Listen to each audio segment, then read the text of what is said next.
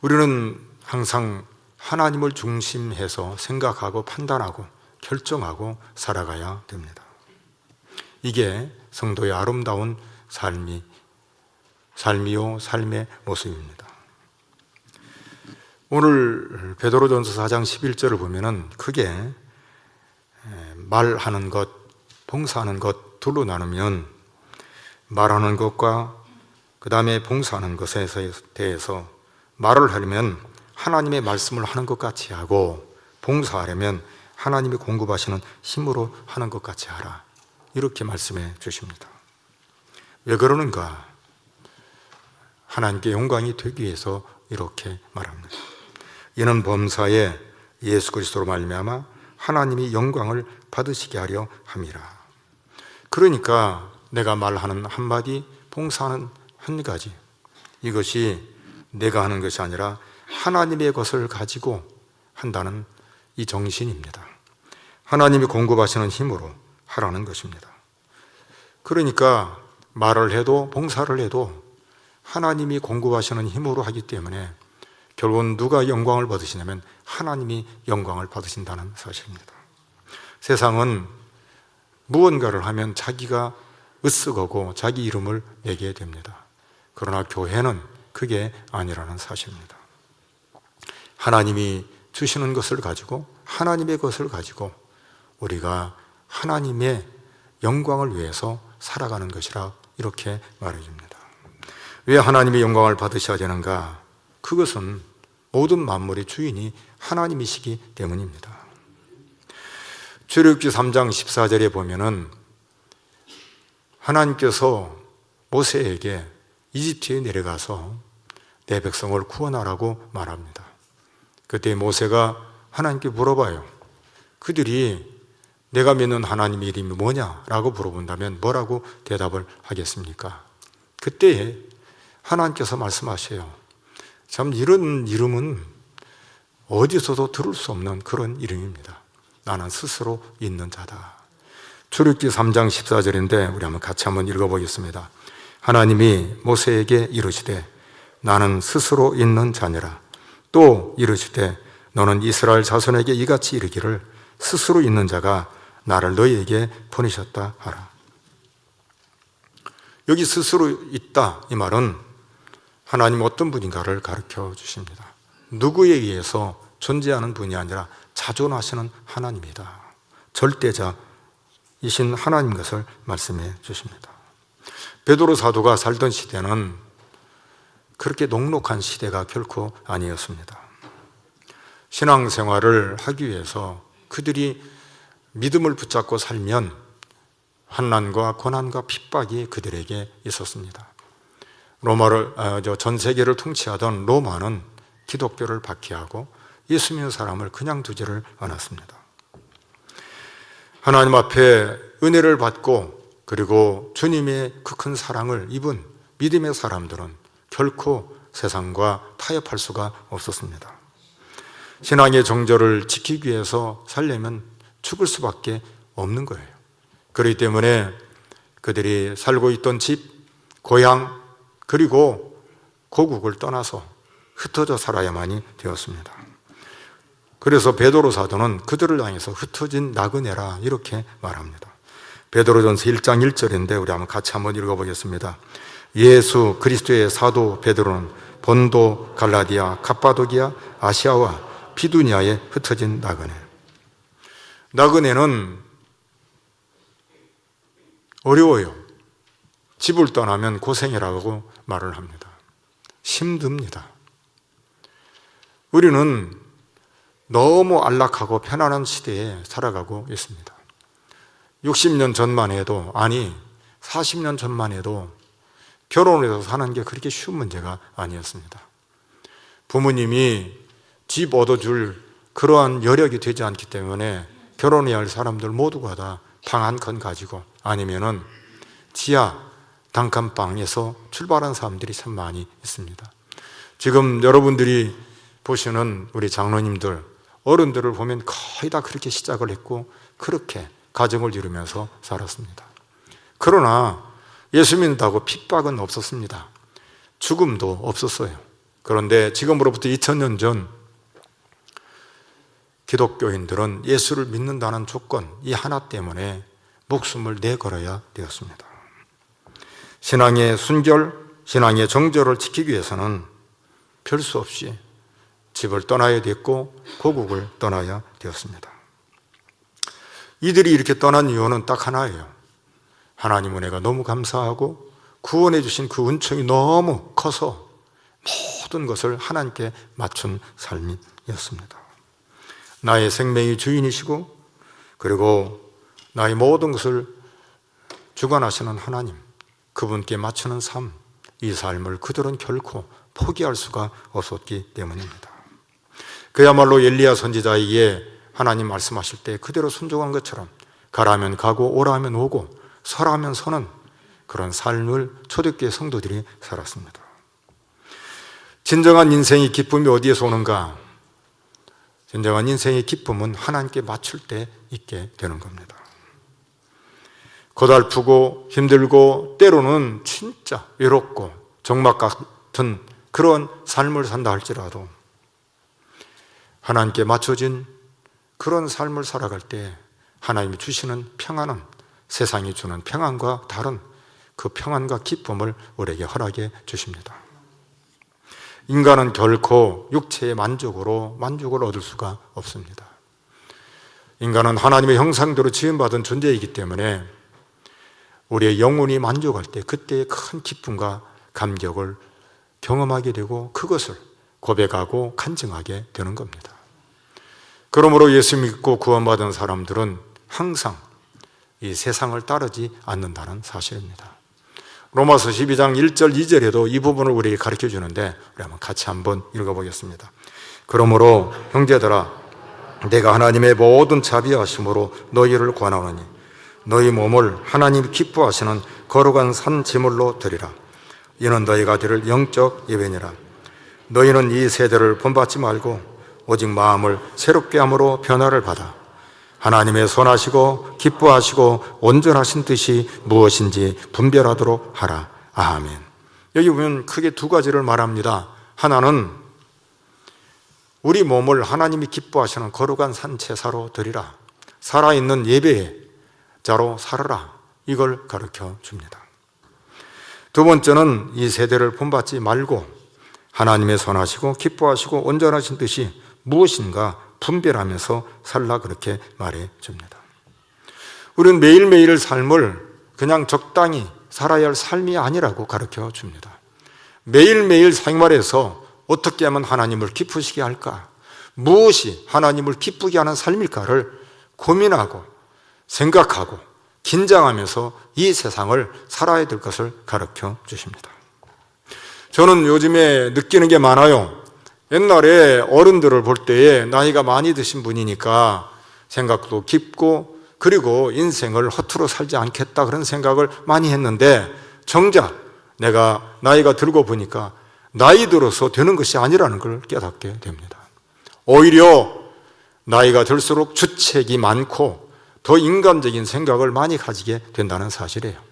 그래서 내가 하지 못한 것, 또 내가 누리지 못한 것, 그것에 대해서 연연해서 오히려 훨씬 더 추태를 부릴 때가 참 많다는 사실입니다. 인간은 나이가 먹어서 철이 드는 게 아니라 주님을 만남으로 하나님의 은혜가 임할 때에 거기에서 인간의 바른 도리를 깨닫게 된다는 사실입니다. 우리는 한순간에 모든 걸 잃어버릴 수가 있어요. 하나님을 떠나고 인간적인 생각을 할 때에 우리는 모든 것을 잃어버리게 되는 것이라 이 말입니다.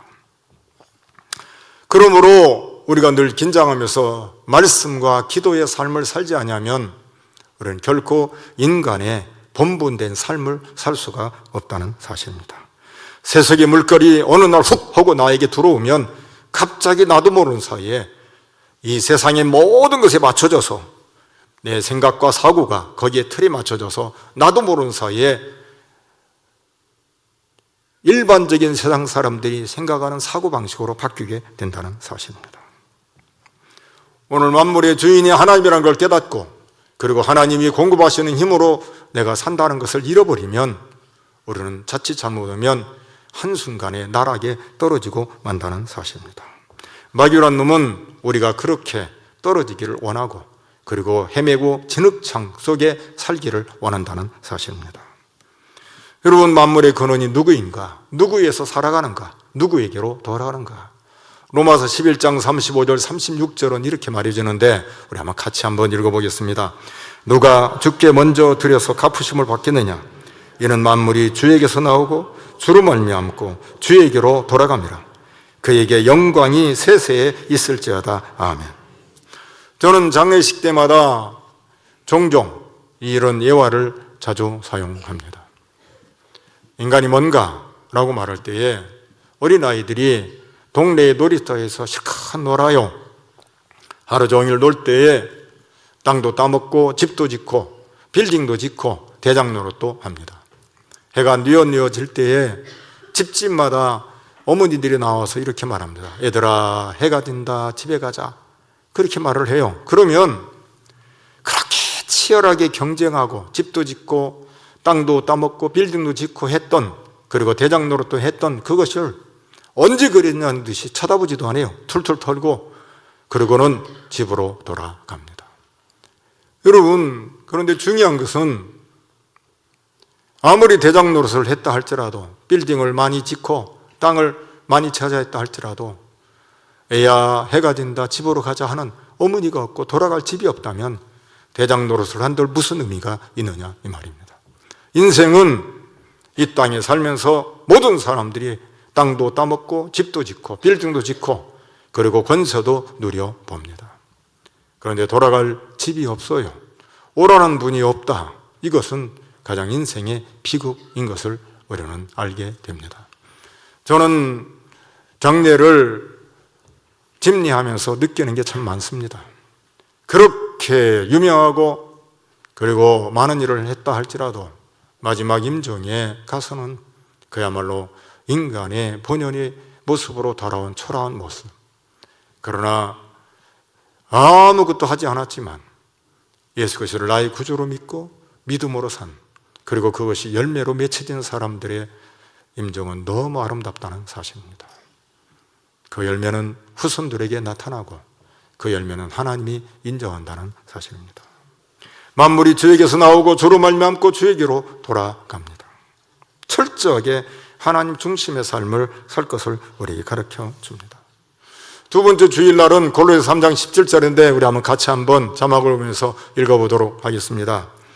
또 무엇을 하든지 말이나 일이나 다 주 예수의 이름으로 하고 그를 힘입어 하나님 아버지께 감사하라. 여기서도 이렇게 말합니다. 무엇을 하든지 말이나 일이나 다 주 예수의 이름으로 하고. 베드로전서에서도 말해줘요. 일을 하든 봉사를 하든 하나님 공급하시는 것으로 하라고 말합니다. 여기도 보면 무엇을 하든지 말이나 일이나 다 주 예수의 이름으로 하고. 무슨 말이에요? 우리를 높이는 게 없어요. 주님이 드러나야 되는 거예요.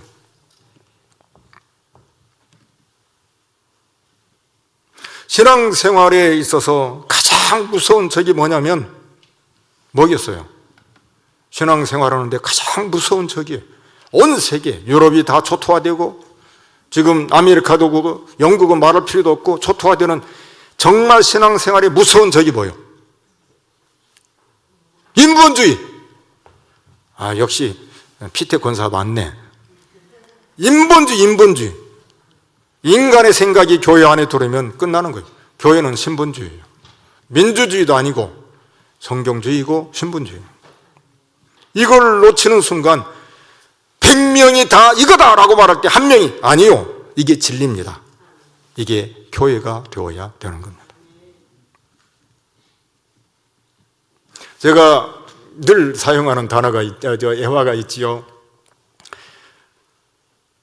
전라북도에서 수능 1등한 사람 몇 명인가? 한 명이죠. 이거 다 얘기했으니까 쉬운 문제니까 제가 다 해요. 대한민국에서 1등은 수능 1등이 몇 명이에요? 한 명이죠. 근데 매년마다 1등은 생겨요, 안 생겨요? 생기죠. 여러분 다 알아요? 아무도 몰라요. 그 유명하고 똑똑하고 머리 좋고 IQ가 좋은 사람들이 매년마다 있어요. 여러분들 그분들을 다 아닙니까? 모르죠. 그게 인생이에요. 아무리 대단한 사람 같아도 아무도 몰라요. 기억도 안 해요. 관심도 없습니다. 사람들은 착각하죠. 그래서 이런 예화를 또 하지요. 집에서 이 옷 입을까 저 옷 입을까, 그냥 얼굴은 별걸 다 바르고 또 입술은 막 뭘로 이렇게 하고, 그 다음에 머리도 막 하고 신발까지, 그 다음에 핸드백까지 고민하고 그리고 들고 나와요. 근데 쳐다보는 사람 있어요, 없어요? 저쪽에서 크게 웃는 거 보니까 고마워요. 아무도 안 쳐다봐요. 자기만 착각을 하는 거죠. 여러분, 그런데 잊지 마십시오. 사람들에게 관심이 없고 무명의 사람인 것 같아도 하나님께 맞춰서 사는 사람, 말을 한마디 해도 그리고 일을 해도 하나님께 맞춰서 사는 사람은 누가 기억하는가? 하나님이 기억하십니다. 인간의 삶 속에서 늘 치열한 이 싸움은 신분주의와 인본주의입니다. 인간은 대단히 우수해요. 탁월합니다. 우리 중에 바보 같은 사람은 아무도 없어요. 다 머리가 좋습니다. 여러분들이 자녀들을 키울 때에, 서너 살 될 때에 모든 부모가 내 자식을 보면서 이거 천재 아니야? 그런 생각을 다 할 만큼 애들이 다 똑똑해요. 그런데 자라면서 부모에서 부모처럼 되는 거죠. 왜? 늘 얘기했죠. 초등학교 들어가기 전까지 유치원 할 때는 주세요 뭐 이렇게 다 요 하죠. 근데 초등학교 딱 들어가면서부터 어떻게 했죠? 그것도 몰라? 그것도 못 풀어? 이 바보 같은 놈 꼭 지 아버지 닮아가지고 이제 그만 한다 이 말이죠. 그러니까 이게 바뀌는 거예요, 자꾸. 그래서 진짜 훌륭한 우리 아이들을 자꾸 위에서부터 막아낸다 이 말이죠. 아마 여러분들도 그럴 거예요.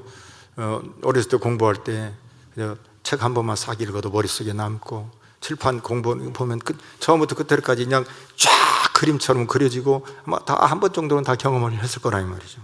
근데 나이가 들수록 닫혀지는 거죠. 닫혀지는 거죠. 인간의 우수성은 대단해요. 하나님보다 조금보다는 그 많은 우수성입니다. 앞으로 얼만큼 더 많이 발전할지 모릅니다. 그러나 그것 때문에 인생의 문제가 해결되는 거 하나도 없어요. 살고 죽는 게 해결되는 게 없습니다. 오히려 과학이 발달하고 의학이 발달하고 문화가 발달할수록 한숨 나고 고달프고 외롭고 인생 사는 게 힘들어요. 다시 돌아가 봅시다. 지금으로부터 60년, 70년 전, 60년 전, 울타리가 없었어요. 아랫집, 윗집 그냥 이렇게 쳐다보면서 말할 수가 있었습니다. 아랫집에서 큰 소리 치면 여기서 다 들어요. 눈물 나면 왜 우는지 들려요. 그러나 인간적인 정이 있어서 왜 싸워? 그리고 한번 가까이서 넘어가서 그리고는 물 한 잔 마시고 돌아오고. 지금은요, 모두가 다 갑박이에요. 그리고 탁탁 문 걸고 들어가면 놀랍게도 앞집을 모릅니다. 그런데 거기서만 끝나지 않아요.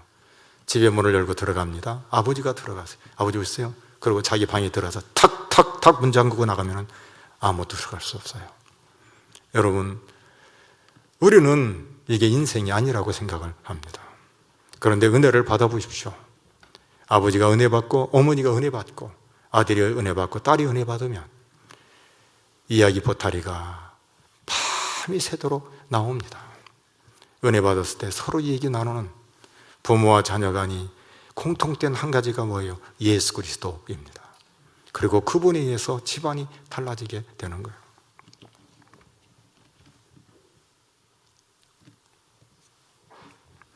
인간이 최고의 작품으로 하나님 만드셨지만 하나님 없는 인간의 생각으로 딱 굳어지면 그때부터는 인간은 한없이 외롭고 추락하게 되어 있습니다. 왜 눈물이 많이 나요?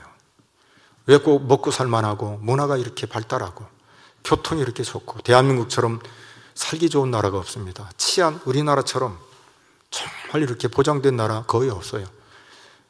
여러분 산천초목을 보십시오. 우리나라처럼 이렇게 좋은 나라가 없어요. 사계절이 또렷하고 너무 좋지 않습니까? 지하철 가보십시오. 그리고 화장실 가보십시오. 휴게소 가보십시오. 우리나라처럼 좋은 나라가 없어요.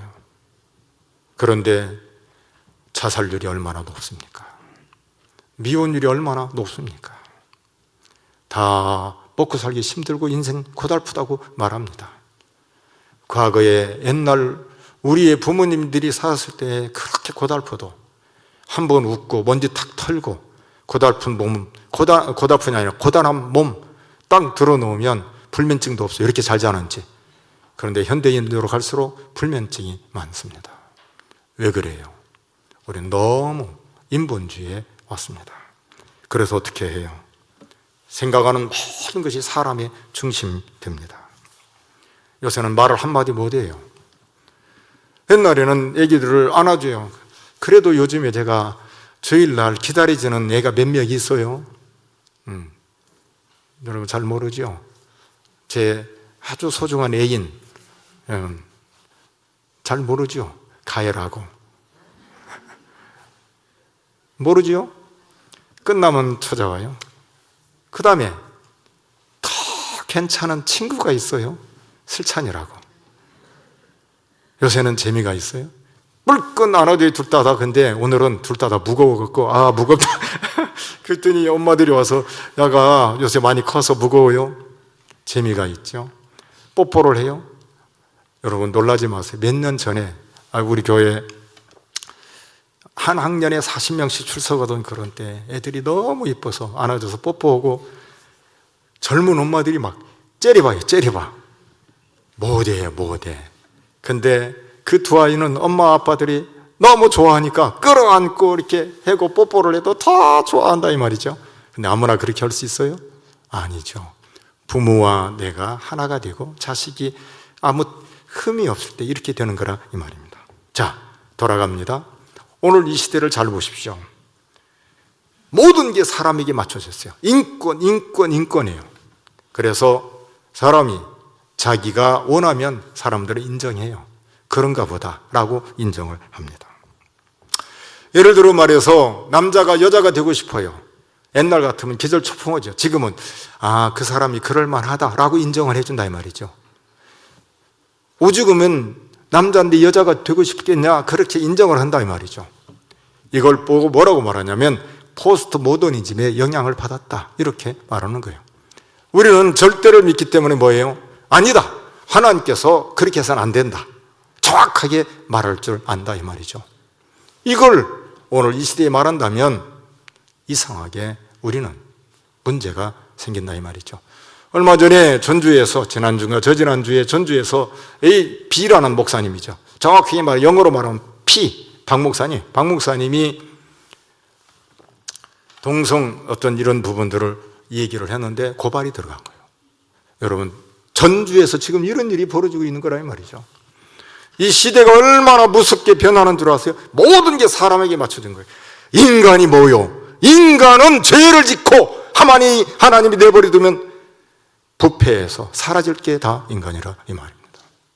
만물보다 거짓되고 부패한 것이 인간의 마음이라 이 말입니다. 여러분 그런 인간이라도 예수 그리스도 안에 있으면 가장 고급지고 가장 값진 인생을 살 수 있는 그런 하나님의 사람으로 바뀐다는 사실입니다. 성경 곳곳을 봐도 맥락이 하나인 것을 가르쳐 줍니다.